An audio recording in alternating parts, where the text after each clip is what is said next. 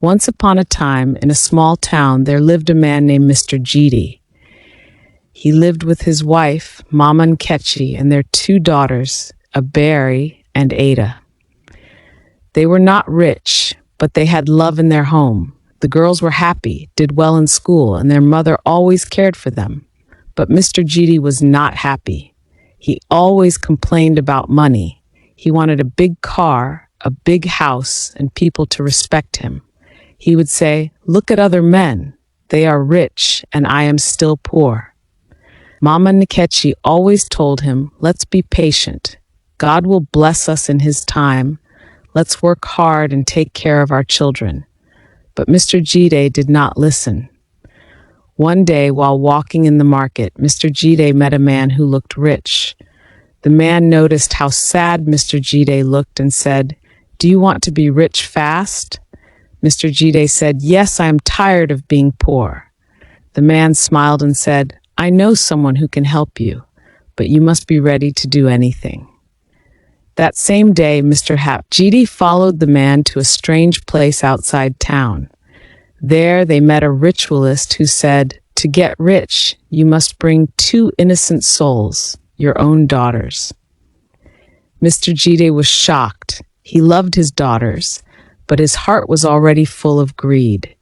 He thought about the big house, big car, and all the respect he would get. Slowly he agreed. He hid his evil plan from his wife. And that night he told Mama Nkechi, "I want to take the girls to the village for a small visit. My brother wants to see them." Mama Nkechi smiled and packed clothes for the girls, not knowing it was the last time she would see them alive. Abere and Ada were happy, holding their father's hands as they walked away. But they never came back. The sun rose the next morning, but Ebere and Ada did not return home. Mama Nkechi waited by the door, her eyes scanning the path for any sign of her husband and daughters. As hours turned into days, worry consumed her. She visited relatives, friends, and neighbors, asking if anyone had seen them. No one had. Desperation led her to the village chief, who advised her to report the matter to the police. A search was initiated, but there were no leads. Weeks later, Mr. Jide returned alone. He claimed that the girls had been kidnapped during their journey. His story was inconsistent, raising suspicions. The police questioned him, and under pressure, he confessed to taking the girls to a ritualist for a money-making ceremony. He admitted that the ritualist had taken the girls' lives, promising wealth in return. The village was in shock. Mr. Jide was arrested and taken away. The ritualist was also found and brought to justice. News of Mr.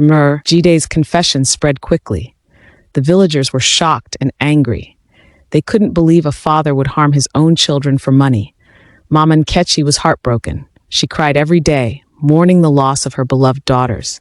The community came together to support her, offering comfort and assistance. The village chief called a meeting to discuss the situation. "We must ensure this never happens again," he said.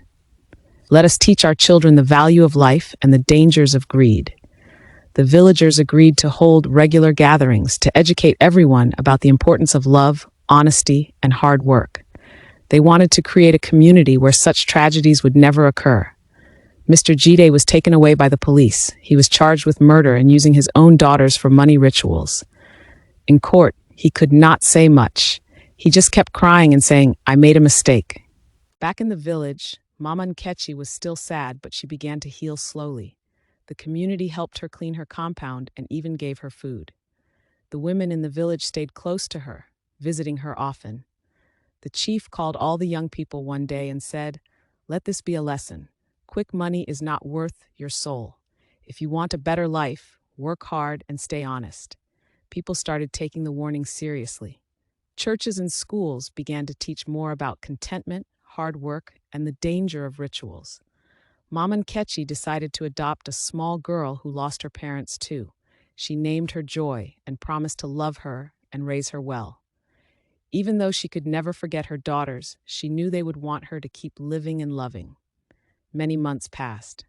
The story of Mr. Jide and what he did to his daughters spread across towns and cities. People talked about it on radio, in churches, schools, and even at markets. Everyone said the same thing. This must never happen again. Mama Nkechi stayed strong. She cried sometimes, but she smiled again too. Little Joy, the girl she adopted, became a reason for her to live and laugh. Joy called her Mama, and every time she did, Mama Nkechi felt warm in her heart. The village changed too. Parents became more careful with their children. They listened more, they prayed more, and they stopped chasing money that came with blood.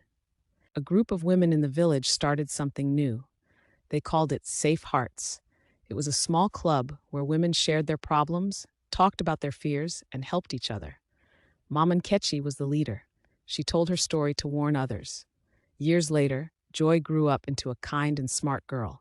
One day, she stood in front of her school and said, "My real parents are in heaven, but my mama here gave me another chance to live. I will never forget her love." Everyone clapped. Even though Mr. Jide spent the rest of his life in prison, the world moved on, but with a lesson. Life is precious. Money should never come before love, family, and peace.